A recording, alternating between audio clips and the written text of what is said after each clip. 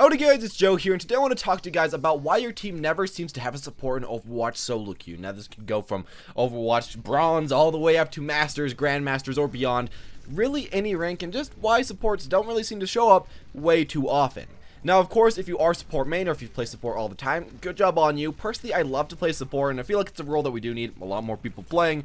I just want to talk about to you guys why you might not be seeing these, and maybe next time when you have a game where you don't have one of these characters, why you just might know why no one's picking it and might not get as angry just because you know the background information behind it, just why people aren't picking these guys. Anyways, with that said, let's just get on to my reasons why I personally don't really see a lot of supports and why I don't think I see a lot of these guys out there.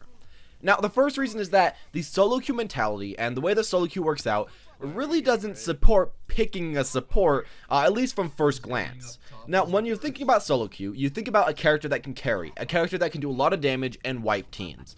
When you think about a support, you think about someone that can help a teammate, you think about somebody that can save your team, can boost your team.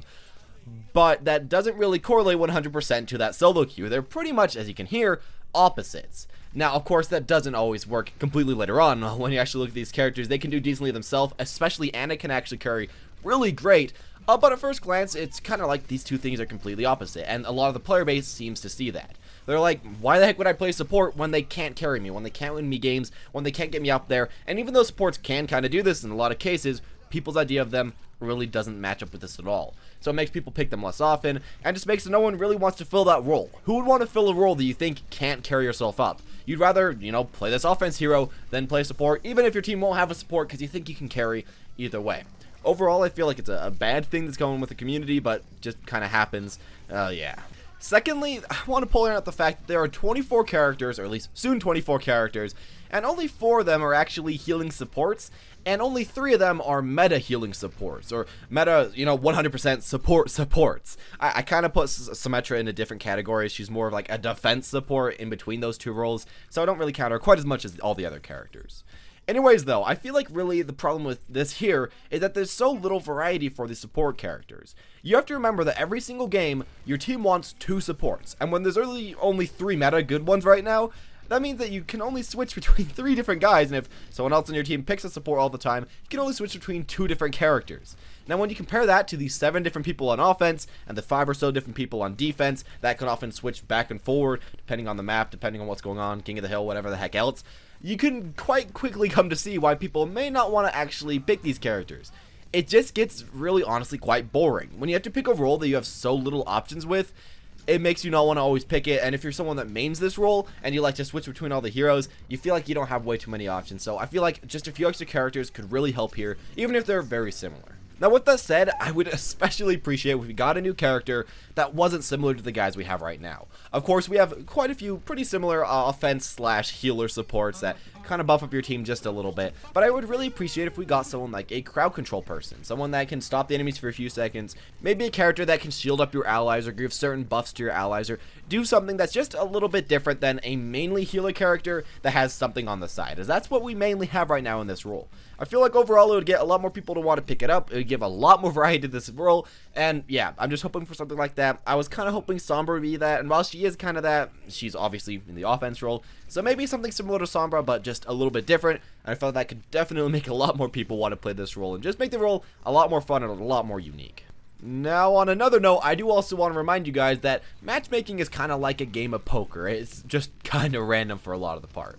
There is a lot you can do, and a lot that you can try to affect, but sometimes you're just kind of going to be boned over, and there's just not a lot that you can do. Not always, but just sometimes. And that's just kind of how the matchmaking works in this game, and really in every single game. So, it's not much you can complain about.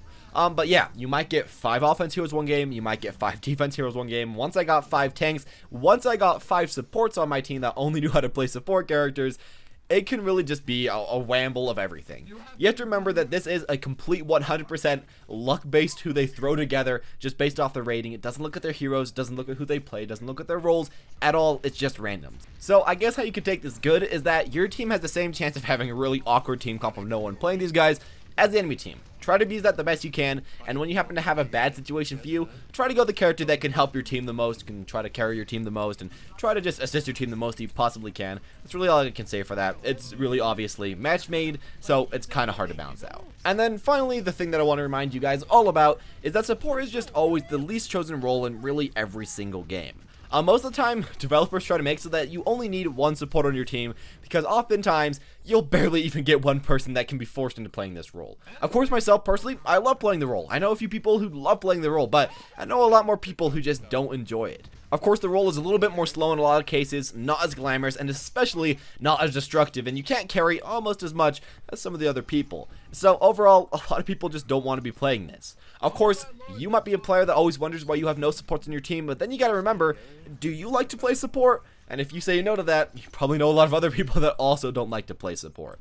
A big problem that we have in this game is that, as it seems right now, the meta is, you need 2 supports, which I feel like is pretty cool, but the problem is, nobody wants to go it, and when you need 2 of these guys for a role that nobody really wants to go into, it becomes a big problem. As well with this, I do want to mention that there's a problem where there's really no reason to play support. There's really no huge incentive to play support right now, other than the fact that you kind of need one on your team.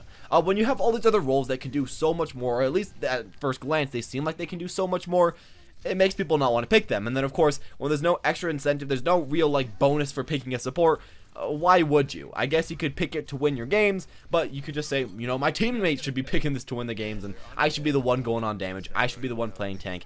It's really just kind of hard to go through, and overall, I really wish that there's at least some incentive for more people to play support, some benefit for more people to play support, because maybe we'd be getting a few more of those guys out there. I don't know, they could try something, but something would really be appreciated. And there you go, guys, the reason why your team never seems to have a support. Now, of course, it's just based off my own opinion of at least what I've experienced in the past, and just kind of everything from there. So if you have a different opinion, make sure to leave it down in the comment section down below. Tell me your own experiences with getting supports or the lack thereof. Press subscribe if you want to see more future videos like this. Press the bell button if you really want to actually subscribe. And as always, though, have a wonderful day.